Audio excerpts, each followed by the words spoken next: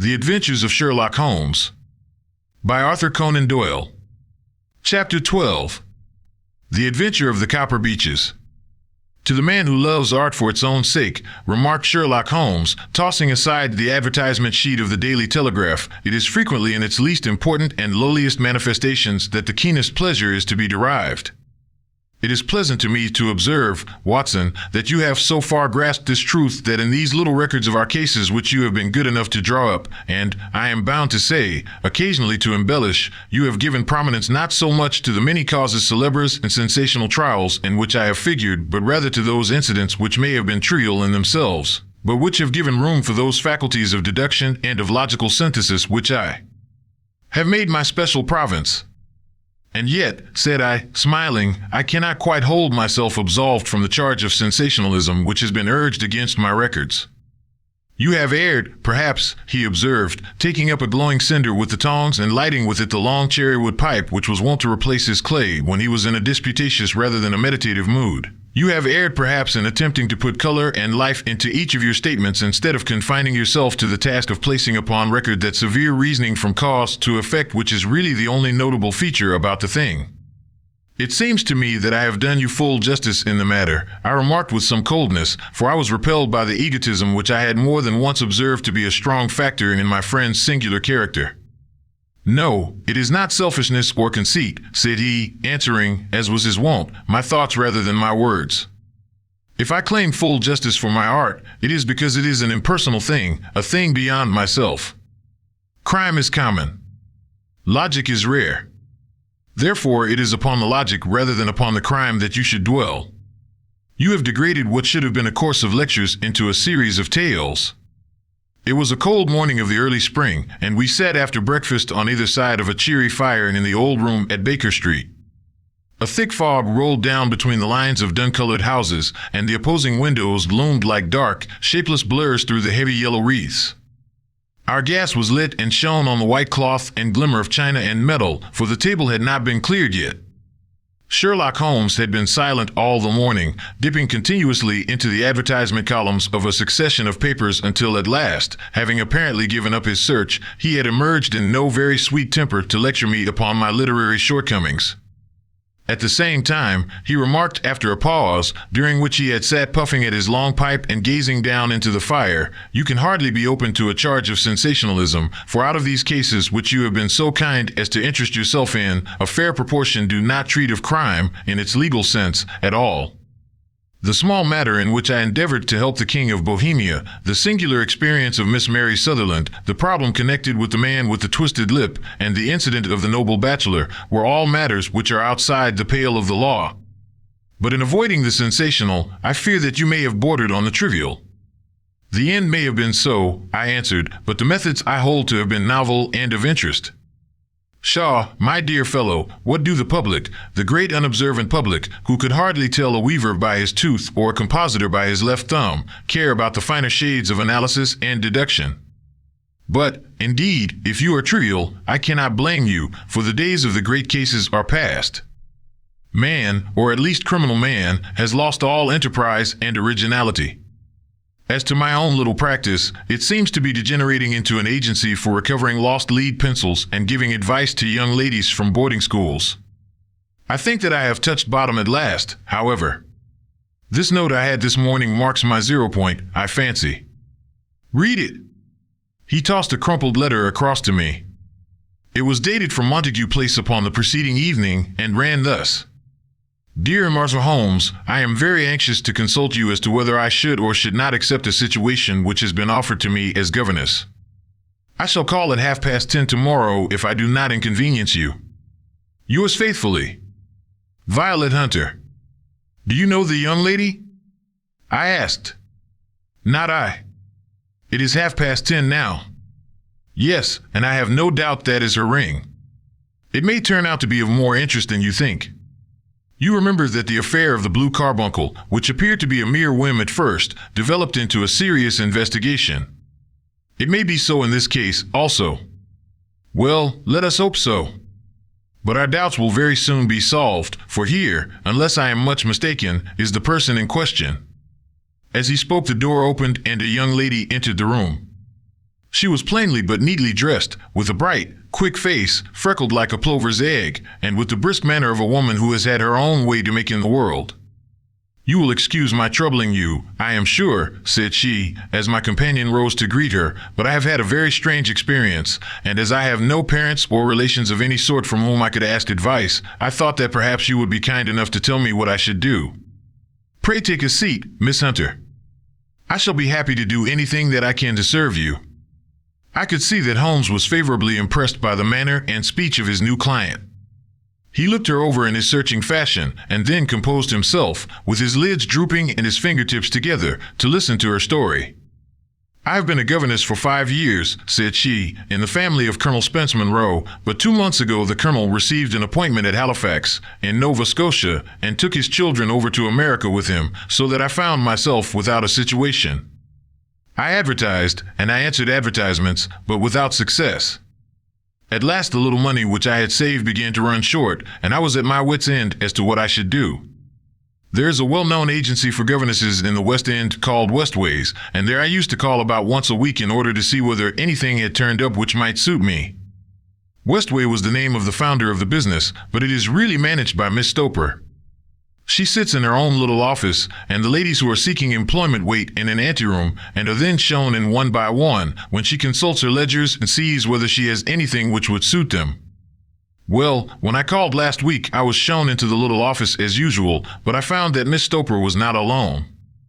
A prodigiously stout man with a very smiling face and a great heavy chin which rolled down and fold upon fold over his throat sat at her elbow with a pair of glasses on his nose, looking very earnestly at the ladies who entered.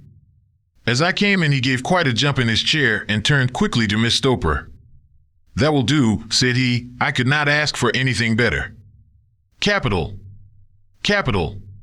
He seemed quite enthusiastic and rubbed his hands together in the most genial fashion. He was such a comfortable-looking man that it was quite a pleasure to look at him. "You are looking for a situation, miss?" he asked. "Yes, sir." "As governess?" "Yes, sir." "And what salary do you ask?" "I had £4 a month in my last place with Colonel Spence Monroe." "Oh, tut, tut." Sweating, rank sweating, he cried, throwing his fat hands out into the air like a man who is in a boiling passion. How could anyone offer so pitiful a sum to a lady with such attractions and accomplishments? "My accomplishments, sir, may be less than you imagine," said I. "A little French, a little German, music, and drawing." "Tut, tut," he cried. "This is all quite beside the question. The point is, have you or have you not the bearing and deportment of a lady? There it is in a nutshell. If you have not, you are not fitted for the rearing of a child who may some day play a considerable part in the history of the country. But if you have, why, then, how could any gentleman ask you to condescend to accept anything under the 3 figures? Your salary with me, madam, would commence at £100 a year. You may imagine, Mr. Holmes, that to me, destitute as I was, such an offer seemed almost too good to be true. The gentleman, however, seeing perhaps the look of incredulity upon my face, opened a pocketbook and took out a note. "It is also my custom," said he, smiling in the most pleasant fashion until his eyes were just 2 little shining slits amid the white creases of his face, "to advance to my young ladies half their salary beforehand, so that they may meet any little expenses of their journey and their wardrobe." It seemed to me that I had never met so fascinating and so thoughtful a man. As I was already in debt to my tradesmen, the advance was a great convenience, and yet there was something unnatural about the whole transaction which made me wish to know a little more before I quite committed myself. "May I ask where you live, sir?" said I. "Hampshire. Charming rural place. The Copper Beeches, 5 miles on the far side of Winchester. It is the most lovely country, my dear young lady, and the dearest old country house." "And my duties, sir?" "I should be glad to know what they would be." "One child, one dear little romper just 6 years old. Oh, if you could see him killing cockroaches with a slipper. Smack! Smack! Smack! 3 gone before you could wink." He leaned back in his chair and laughed his eyes into his head again. I was a little startled at the nature of the child's amusement, but the father's laughter made me think that perhaps he was joking. "My sole duties, then," I asked, "are to take charge of a single child?" No, no, not the soul, not the soul, my dear young lady, he cried. Your duty would be, as I am sure your good sense would suggest, to obey any little commands my wife might give, provided always that they were such commands as a lady might with propriety obey. You see no difficulty, hey? I should be happy to make myself useful. Quite so. In dress now, for example. We are fatty people, you know, fatty but kind-hearted. If you were asked to wear any dress which we might give you, you would not object to our little whim. Hey? No, said I, considerably astonished at his words. Or to sit here, or sit there, that would not be offensive to you. Oh, no. Or to cut your hair quite short before you come to us. I could hardly believe my ears. As you may observe, Mr. Holmes, my hair is somewhat luxuriant and of a rather peculiar tint of chestnut. It has been considered artistic. I could not dream of sacrificing it in this offhand fashion. I am afraid that is quite impossible, said I. He had been watching me eagerly out of his small eyes, and I could see a shadow pass over his face as I spoke. I am afraid that it is quite essential, said he. It is a little fancy of my wife's, and ladies' fancies, you know, madam, ladies' fancies must be consulted. And so you won't cut your hair? No, sir, I really could not, I answered firmly. Ah, very well, then that quite settles the matter. It is a pity, because in other respects you would really have done very nicely. In that case, Miss Stoper, I had best inspect a few more of your young ladies. The manageress had said all this while busy with her papers without a word to either of us, but she glanced at me now with so much annoyance upon her face that I could not help suspecting that she had lost a handsome commission through my refusal. Do you desire your name to be kept upon the books? She asked. If you please, Miss Stoper. Well, really, it seems rather useless, since you refused the most excellent offers in this fashion, said she sharply. You can hardly expect us to exert ourselves to find another such opening for you. Good day to you, Miss Hunter. She struck a gong upon the table, and I was shown out by the page. Well, Mr. Holmes, when I got back to my lodgings and found little enough in the cupboard and 2 or 3 bills upon the table, I began to ask myself whether I had not done a very foolish thing. After all, if these people had strange fads and expected obedience on the most extraordinary matters, they were at least ready to pay for their eccentricity. Very few governesses in England are getting £100 a year. Besides, what use was my hair to me? Many people are improved by wearing it short, and perhaps I should be among the number. Next day I was inclined to think that I had made a mistake, and by the day after I was sure of it. I had almost overcome my pride so far as to go back to the agency and inquire whether the place was still open when I received this letter from the gentleman himself. I have it here, and I will read it to you. The Copper Beeches, near Winchester. Dear Miss Hunter, Miss Stoper has very kindly given me your address, and I write from here to ask you whether you have reconsidered your decision. My wife is very anxious that you should come, for she has been much attracted by my description of you. We are willing to give £30 a quarter, or £120 a year, so as to recompense you for any little inconvenience which our fads may cause you. They are not very exacting, after all.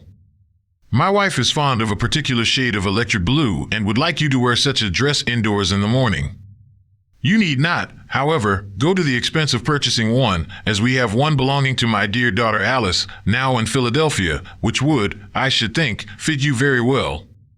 Then, as to sitting here or there, or amusing yourself in any manner indicated, that need cause you no inconvenience.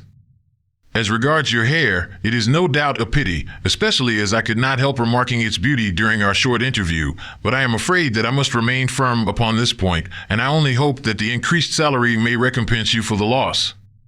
Your duties, as far as the child is concerned, are very light. Now do try to come, and I shall meet you with the dog cart at Winchester.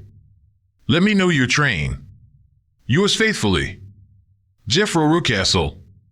That is the letter which I have just received, Mr. Holmes, and my mind is made up that I will accept it. I thought, however, that before taking the final step I should like to submit the whole matter to your consideration. Well, Miss Hunter, if your mind is made up, that settles the question, said Holmes, smiling.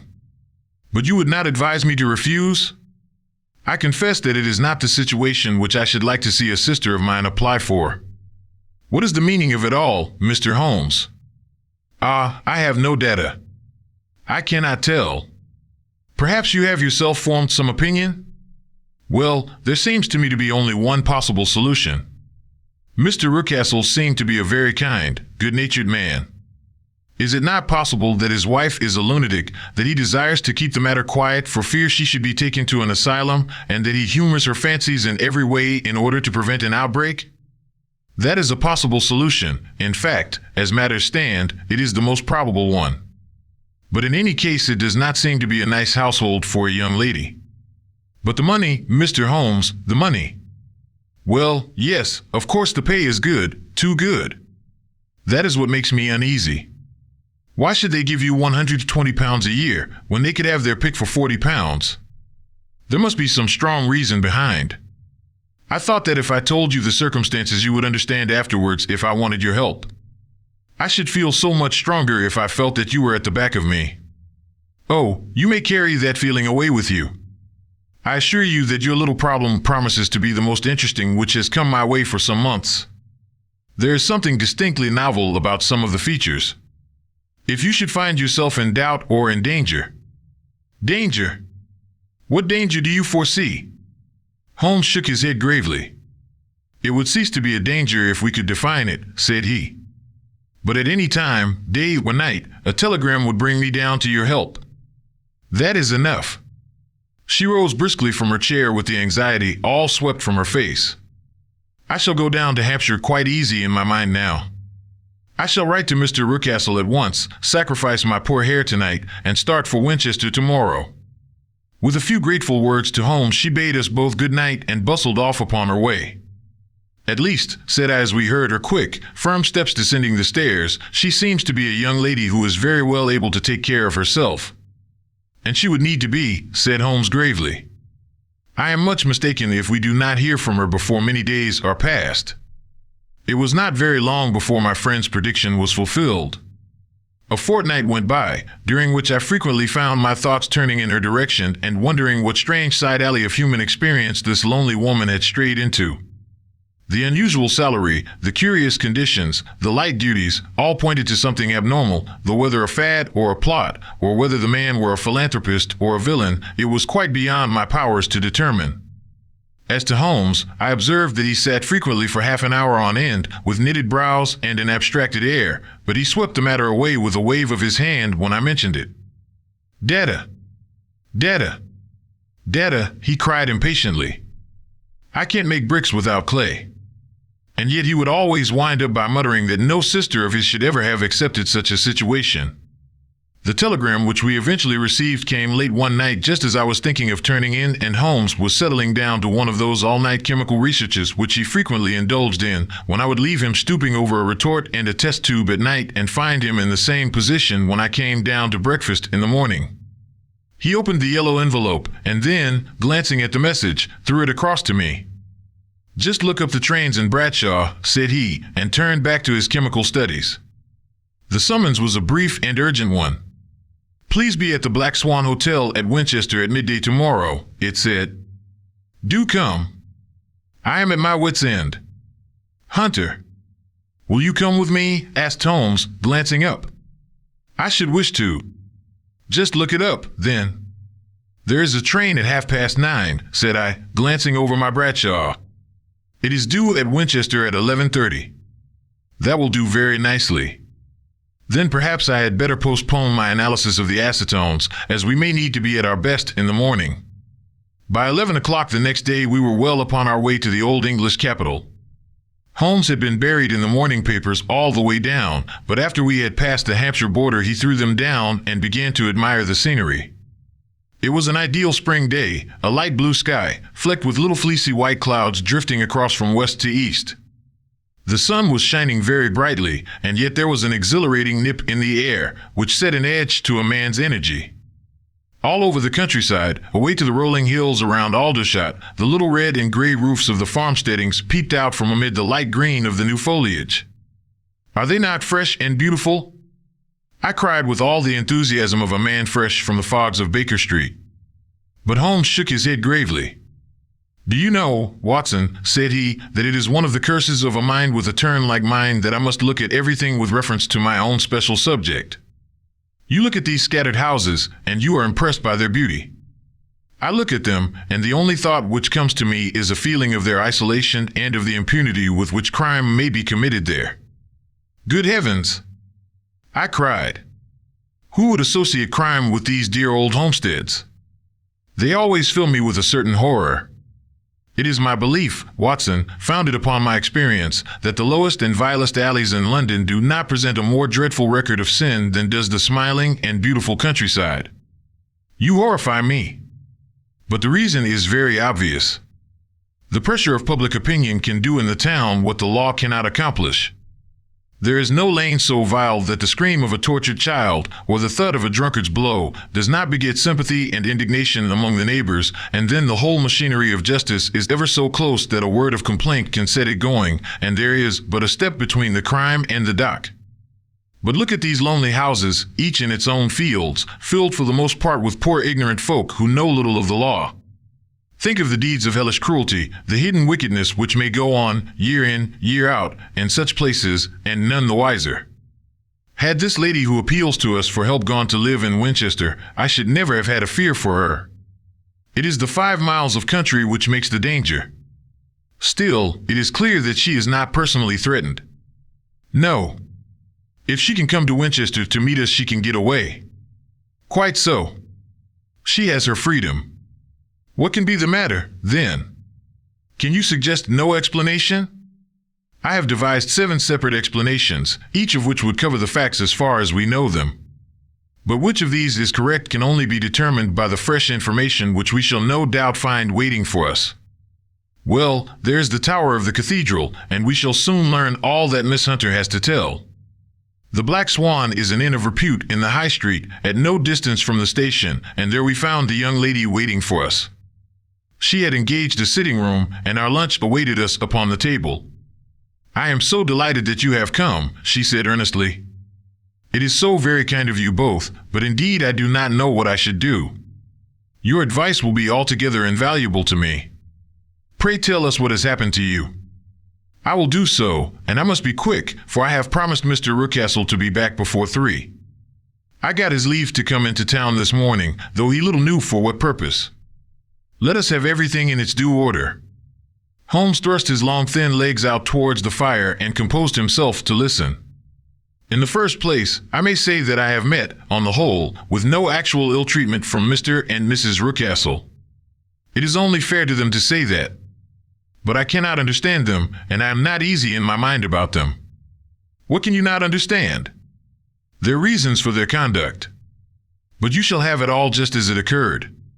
When I came down, Mr. Rucastle met me here and drove me in his dog-cart to the Copper Beeches. It is, as he said, beautifully situated, but it is not beautiful in itself, for it is a large square block of a house, whitewashed, but all stained and streaked with damp and bad weather. There are grounds round it, woods on 3 sides, and on the 4th a field which slopes down to the Southampton high road, which curves past about 100 yards from the front door.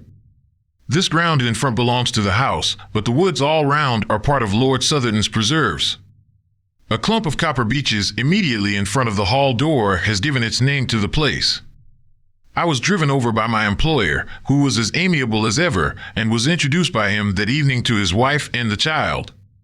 There was no truth, Mr. Holmes, in the conjecture which seemed to us to be probable in your rooms at Baker Street. Mrs. Rucastle is not mad. I found her to be a silent, pale-faced woman, much younger than her husband, not more than 30, I should think, while he can hardly be less than 45. From their conversation I have gathered that they have been married about 7 years, that he was a widower, and that his only child by the first wife was the daughter who has gone to Philadelphia. Mr. Rucastle told me in private that the reason why she had left him was that she had an unreasoning aversion to her stepmother. As the daughter could not have been less than 20, I can quite imagine that her position must have been uncomfortable with her father's young wife. Mrs. Rucastle seemed to me to be colorless in mind as well as in feature. She impressed me neither favorably nor the reverse. She was a nonentity. It was easy to see that she was passionately devoted both to her husband and to her little son. Her light gray eyes wandered continually from one to the other, noting every little want and forestalling it if possible. He was kind to her also in his bluff, boisterous fashion, and on the whole they seemed to be a happy couple. And yet she had some secret sorrow, this woman. She would often be lost in deep thought, with the saddest look upon her face. More than once I have surprised her in tears. I have thought sometimes that it was the disposition of her child which weighed upon her mind, for I have never met so utterly spoiled and so ill-natured a little creature. He is small for his age, with a head which is quite disproportionately large. His whole life appears to be spent in an alternation between savage fits of passion and gloomy intervals of sulking. Giving pain to any creature weaker than himself seems to be his one idea of amusement, and he shows quite remarkable talent in planning the capture of mice, little birds, and insects. But I would rather not talk about the creature, Mr. Holmes, and, indeed, he has little to do with my story. I am glad of all details, remarked my friend, whether they seem to you to be relevant or not. I shall try not to miss anything of importance. The one unpleasant thing about the house, which struck me at once, was the appearance and conduct of the servants. There are only two, a man and his wife. Toller, for that is his name, is a rough, uncouth man, with grizzled hair and whiskers, and a perpetual smell of drink. Twice since I have been with him he has been quite drunk, and yet Mr. Rucastle seemed to take no notice of it. His wife is a very tall and strong woman with a sour face, as silent as Mrs. Rucastle and much less amiable. They are a most unpleasant couple, but fortunately I spend most of my time in the nursery and my own room, which are next to each other in one corner of the building. For 2 days after my arrival at the Copper Beeches my life was very quiet. On the third, Mrs. Rucastle came down just after breakfast and whispered something to her husband. "Oh, yes," said he, turning to me, "we are very much obliged to you, Miss Hunter, for falling in with our whims so far as to cut your hair. I assure you that it has not detracted in the tiniest iota from your appearance. We shall now see how the electric blue dress will become you. You will find it laid out upon the bed in your room, and if you would be so good as to put it on we should both be extremely obliged." The dress which I found waiting for me was of a peculiar shade of blue. It was of excellent material, a sort of beige, but it bore unmistakable signs of having been worn before. It could not have been a better fit if I had been measured for it. Both Mr. and Mrs. Rucastle expressed a delight at the look of it, which seemed quite exaggerated in its vehemence.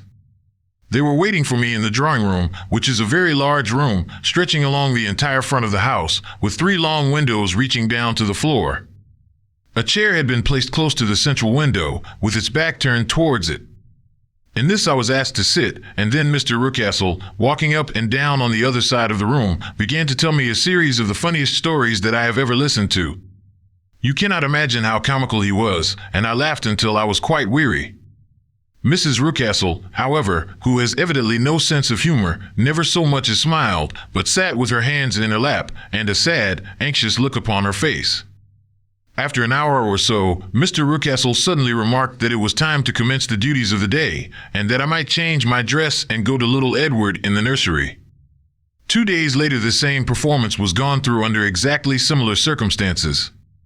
Again I changed my dress, again I sat in the window, and again I laughed very heartily at the funny stories of which my employer had an immense repertoire, and which he told inimitably. Then he handed me a yellowback novel, and moving my chair a little sideways, that my own shadow might not fall upon the page, he begged me to read aloud to him. I read for about 10 minutes, beginning in the heart of a chapter, and then suddenly, in the middle of a sentence, he ordered me to cease and to change my dress. You can easily imagine, Mr. Holmes, how curious I became as to what the meaning of this extraordinary performance could possibly be. They were always very careful, I observed, to turn my face away from the window, so that I became consumed with the desire to see what was going on behind my back. At first it seemed to be impossible, but I soon devised a means. My hand mirror had been broken, so a happy thought seized me, and I concealed a piece of the glass in my handkerchief. On the next occasion, in the midst of my laughter, I put my handkerchief up to my eyes, and was able with a little management to see all that there was behind me. I confess that I was disappointed. There was nothing.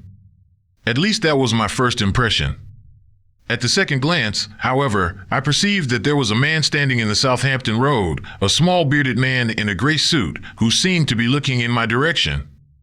The road is an important highway, and there are usually people there. This man, however, was leaning against the railings which bordered our field and was looking earnestly up. I lowered my handkerchief and glanced at Mrs. Rucastle to find her eyes fixed upon me with a most searching gaze. She said nothing, but I am convinced that she had divined that I had a mirror in my hand and had seen what was behind me. She rose at once. "Jephro," said she, "there is an impertinent fellow upon the road there who stares up at Miss Hunter." "No friend of yours, Miss Hunter?" he asked. "No, I know no one in these parts." "Dear me! How very impertinent! Kindly turn round and motion to him to go away. Surely it would be better to take no notice." No, we should have him loitering here always. Kindly turn round and wave him away like that." I did as I was told, and at the same instant Mrs. Rucastle drew down the blind.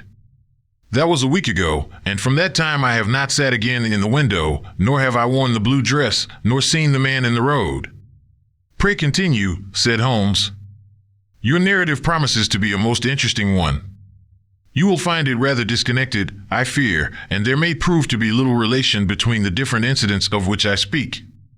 On the very first day that I was at the Copper Beeches, Mr. Rucastle took me to a small outhouse which stands near the kitchen door. As we approached it, I heard the sharp rattling of a chain and the sound as of a large animal moving about. "Look in here," said Mr. Rucastle, showing me a slit between two planks. "Is he not a beauty?" I looked through and was conscious of two glowing eyes and of a vague figure huddled up in the darkness. "Don't be frightened," said my employer, laughing at the start which I had given. "It's only Carlo, my mastiff. I call him mine, but really old Toller, my groom, is the only man who can do anything with him. We feed him once a day, and not too much then, so that he is always as keen as mustard. Toller lets him loose every night, and God help the trespasser whom he lays his fangs upon. For goodness sake, don't you ever on any pretext set your foot over the threshold at night, for it's as much as your life is worth." The warning was no idle one, for 2 nights later I happened to look out of my bedroom window about 2 o'clock in the morning. It was a beautiful moonlight night, and the lawn in front of the house was silvered over and almost as bright as day. I was standing, wrapped in the peaceful beauty of the scene, when I was aware that something was moving under the shadow of the Copper Beeches. As it emerged into the moonshine, I saw what it was. It was a giant dog, as large as a calf, tawny tinted, with hanging jowl, black muzzle, and huge projecting bones. It walked slowly across the lawn and vanished into the shadow upon the other side. That dreadful sentinel sent a chill to my heart which I do not think that any burglar could have done. And now I have a very strange experience to tell you. I had, as you know, cut off my hair in London, and I had placed it in a great coil at the bottom of my trunk. One evening, after the child was in bed, I began to amuse myself by examining the furniture of my room and by rearranging my own little things. There was an old chest of drawers in the room, the 2 upper ones empty and open, the lower one locked. I had filled the first 2 with my linen, and as I had still much to pack away, I was naturally annoyed at not having the use of the 3rd drawer. It struck me that it might have been fastened by a mere oversight, so I took out my bunch of keys and tried to open it. The very first key fitted to perfection, and I drew the drawer open. There was only one thing in it, but I am sure that you would never guess what it was. It was my coil of hair. I took it up and examined it. It was of the same peculiar tint and the same thickness. But then the impossibility of the thing obtruded itself upon me. How could my hair have been locked in the drawer? With trembling hands, I undid my trunk, turned out the contents, and drew from the bottom my own hair. I laid the 2 tresses together, and I assure you that they were identical. Was it not extraordinary? Puzzle as I would, I could make nothing at all of what it meant. I returned the strange hair to the drawer, and I said nothing of the matter to the Rucastles, as I felt that I had put myself in the wrong by opening a drawer which they had locked.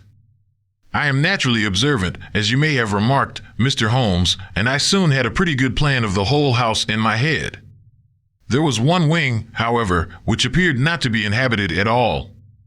A door which faced that which led into the quarters of the Tollers opened into this suite, but it was invariably locked. One day, however, as I ascended the stair, I met Mr. Rucastle coming out through this door, his keys in his hand, and a look on his face which made him a very different person to the round, jovial man to whom I was accustomed. His cheeks were red, his brow was all crinkled with anger, and the veins stood out at his temples with passion. He locked the door and hurried past me without a word or a look. This aroused my curiosity, so when I went out for a walk in the grounds with my charge, I strolled round to the side from which I could see the windows of this part of the house. There were 4 of them in a row, 3 of which were simply dirty, while the 4th was shuttered up. They were evidently all deserted. As I strolled up and down, glancing at them occasionally, Mr. Rucastle came out to me, looking as merry and jovial as ever. "Ah," said he, "you must not think me rude if I passed you without a word, my dear young lady." I was preoccupied with business matters. I assured him that I was not offended. "By the way," said I, "you seem to have quite a suite of spare rooms up there, and one of them has the shutters up." He looked surprised and, as it seemed to me, a little startled at my remark. "Photography is one of my hobbies," said he. "I have made my dark room up there. But, dear me, what an observant young lady we have come upon. Who would have believed it? Who would have ever believed it?" He spoke in a jesting tone, but there was no jest in his eyes as he looked at me. I read suspicion there and annoyance, but no jest. "Well, Mr. Holmes, from the moment that I understood that there was something about that suite of rooms which I was not to know, I was all on fire to go over them. It was not mere curiosity, though I have my share of that.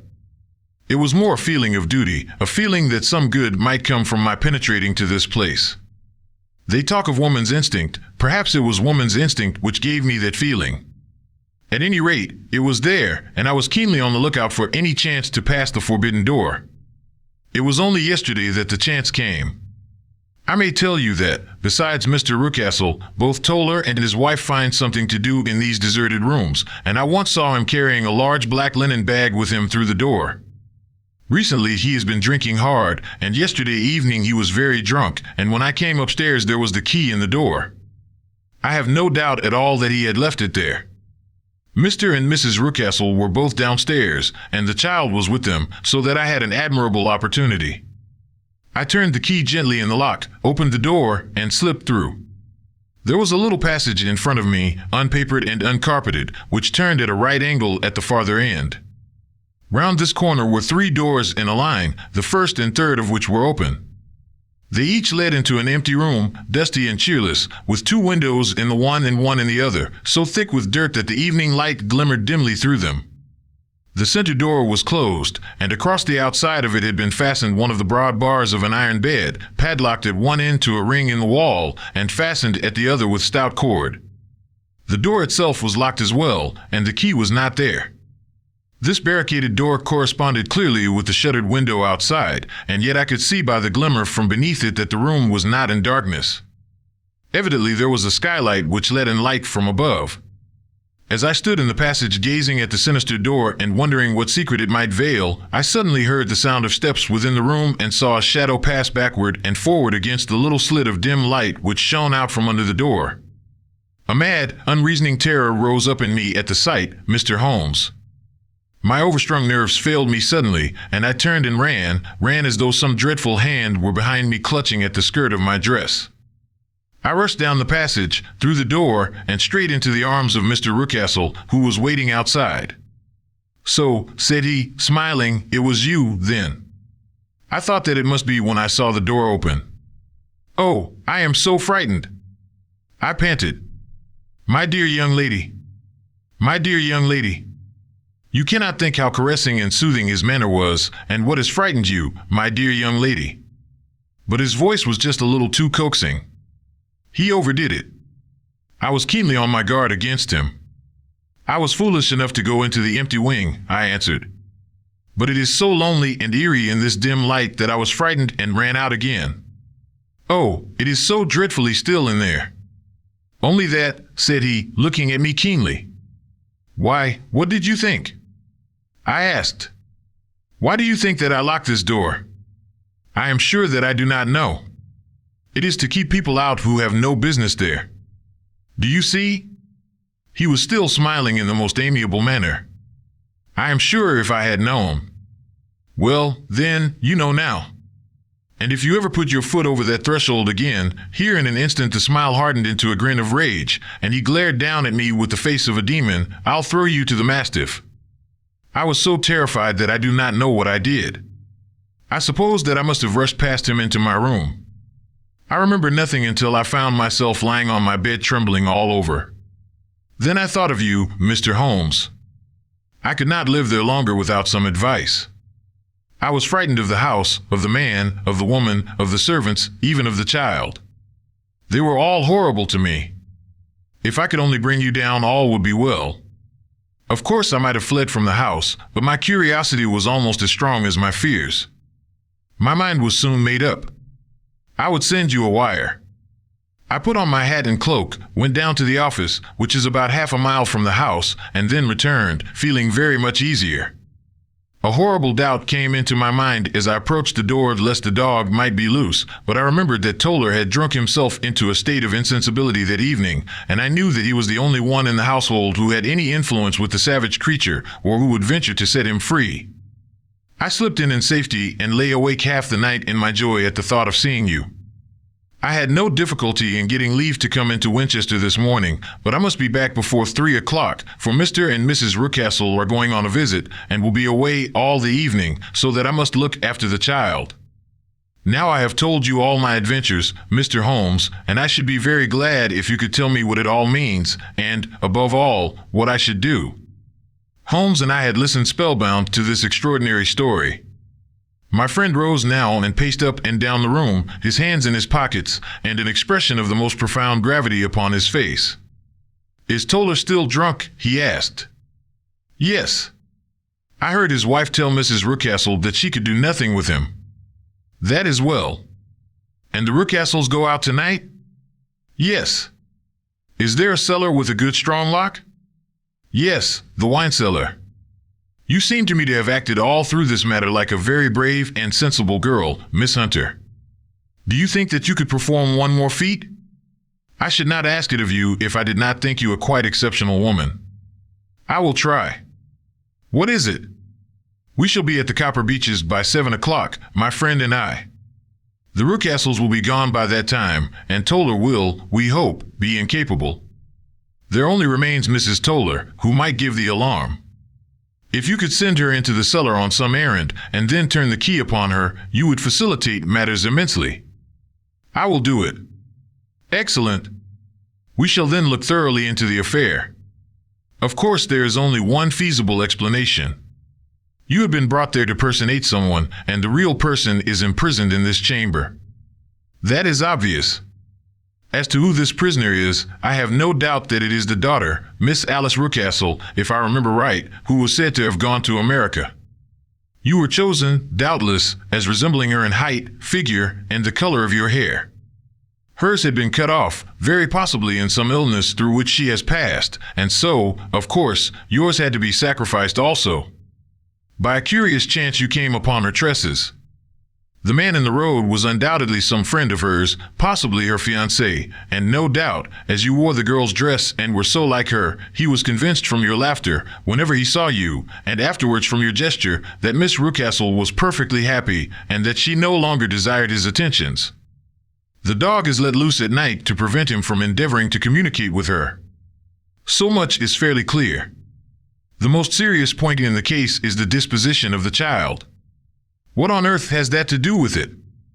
I ejaculated. "My dear Watson, you as a medical man are continually gaining light as to the tendencies of a child by the study of the parents. Don't you see that the converse is equally valid? I have frequently gained my first real insight into the character of parents by studying their children. This child's disposition is abnormally cruel, merely for cruelty's sake, and whether he derives this from his smiling father, as I should suspect, or from his mother, it bodes evil for the poor girl who is in their power." "I am sure that you are right, Mr. Holmes," cried our client. "A thousand things come back to me which make me certain that you have hit it. Oh, let us lose not an instant in bringing help to this poor creature. We must be circumspect, for we are dealing with a very cunning man. We can do nothing until 7 o'clock. At that hour we shall be with you, and it will not be long before we solve the mystery." We were as good as our word, for it was just 7 when we reached the Copper Beeches, having put up our trap at a wayside public house. The group of trees, with their dark leaves shining like burnished metal in the light of the setting sun, were sufficient to mark the house even had Miss Hunter not been standing smiling on the doorstep. "Have you managed it?" asked Holmes. A loud thudding noise came from somewhere downstairs. "That is Mrs. Toller in the cellar," said she. "Her husband lies snoring on the kitchen rug. Here are his keys, which are the duplicates of Mr. Rucastle's." "You have done well indeed," cried Holmes with enthusiasm. "Now lead the way, and we shall soon see the end of this black business." We passed up the stair, unlocked the door, followed on down a passage, and found ourselves in front of the barricade which Miss Hunter had described. Holmes cut the cord and removed the transverse bar. Then he tried the various keys in the lock, but without success. No sound came from within, and at the silence Holmes' face clouded over. "I trust that we are not too late," said he. "I think, Miss Hunter, that we had better go in without you. Now, Watson, put your shoulder to it, and we shall see whether we cannot make our way in." It was an old rickety door and gave at once before our united strength. Together we rushed into the room. It was empty. There was no furniture save a little pallet bed, a small table, and a basket full of linen.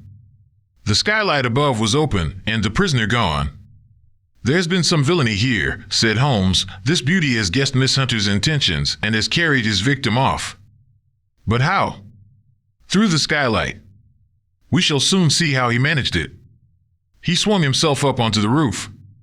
"Ah, yes," he cried. "Here's the end of a long light ladder against the eaves. That is how he did it." "But it is impossible," said Miss Hunter. "The ladder was not there when the Rucastles went away. He has come back and done it. I tell you that he is a clever and dangerous man. I should not be very much surprised if this were he whose step I hear now upon the stair. I think, Watson, that it would be as well for you to have your pistol ready." The words were hardly out of his mouth before a man appeared at the door of the room, a very fat and burly man, with a heavy stick in his hand. Miss Hunter screamed and shrunk against the wall at the sight of him, but Sherlock Holmes sprang forward and confronted him. "You villain," said he, "where's your daughter?" The fat man cast his eyes round, and then up at the open skylight. "It is for me to ask you that," he shrieked. "You thieves! Spies and thieves! I have caught you, have I? You are in my power. I'll serve you." He turned and clattered down the stairs as hard as he could go. "He's gone for the dog," cried Miss Hunter. "I have my revolver," said I. "Better close the front door," cried Holmes, and we all rushed down the stairs together. We had hardly reached the hall when we heard the baying of a hound, and then a scream of agony, with a horrible worrying sound which it was dreadful to listen to. An elderly man with a red face and shaking limbs came staggering out at a side door. "My God," he cried. "Someone has loosed a dog. It's not been fed for 2 days. Quick, quick, or it'll be too late." Holmes and I rushed out and round the angle of the house, with Toller hurrying behind us. There was the huge famished brute, its black muzzle buried in Rucastle's throat, while he writhed and screamed upon the ground. Running up, I blew its brains out, and it fell over with its keen white teeth still meeting in the great creases of his neck. With much labor we separated them and carried him, living but horribly mangled, into the house.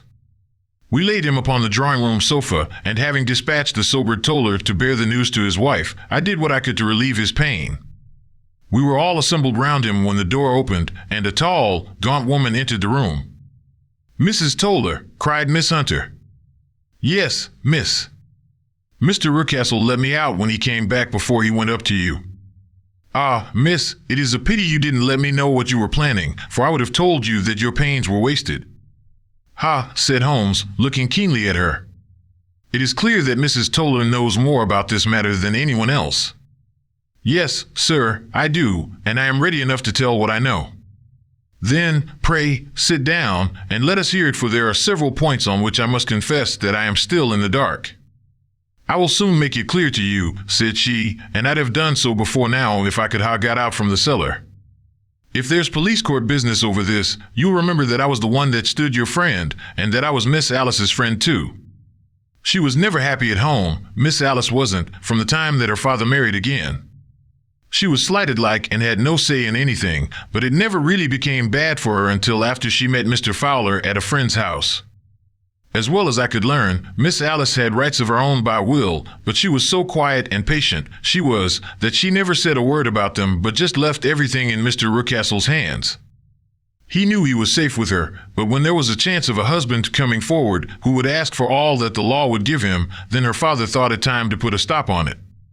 He wanted her to sign a paper so that whether she married or not, he could use her money. When she wouldn't do it, he kept on worrying her until she got brain fever and for 6 weeks was at death's door. Then she got better at last, all worn to a shadow, and with her beautiful hair cut off, but that didn't make no change in her young man, and he stuck to her as true as man could be. "Ah," said Holmes, "I think that what you have been good enough to tell us makes the matter fairly clear, and that I can deduce all that remains. Mr. Rucastle, then, I presume, took to this system of imprisonment?" "Yes, sir." "And brought Miss Hunter down from London in order to get rid of the disagreeable persistence of Mr. Fowler?" "That was it, sir." But Mr. Fowler, being a persevering man, as a good seaman should be, blockaded the house, and having met you succeeded by certain arguments, metallic or otherwise, in convincing you that your interests were the same as his. Mr. Fowler was a very kind-spoken, free-handed gentleman, said Mrs. Toller serenely. And in this way he managed that your good man should have no want of drink, and that a ladder should be ready at the moment when your master had gone out. You have it, sir, just as it happened. I am sure we owe you an apology, Mrs. Toller, said Holmes, for you have certainly cleared up everything which puzzled us. And here comes the country surgeon and Mrs. Rucastle, so I think, Watson, that we had best escort Miss Hunter back to Winchester, as it seems to me that our locus standi now is rather a questionable one. And thus was solved the mystery of the sinister house with the copper beeches in front of the door. Mr. Rucastle survived, but was always a broken man, kept alive solely through the care of his devoted wife. They still live with their old servants, who probably know so much of Rucastle's past life that he finds it difficult to part from them. Mr. Fowler and Miss Rucastle were married, by special license, in Southampton the day after their flight, and he is now the holder of a government appointment in the island of Mauritius. As to Miss Violet Hunter, my friend Holmes, rather to my disappointment, manifested no further interest in her when once she had ceased to be the center of one of his problems, and she is now the head of a private school at Walsall, where I believe that she has met with considerable success.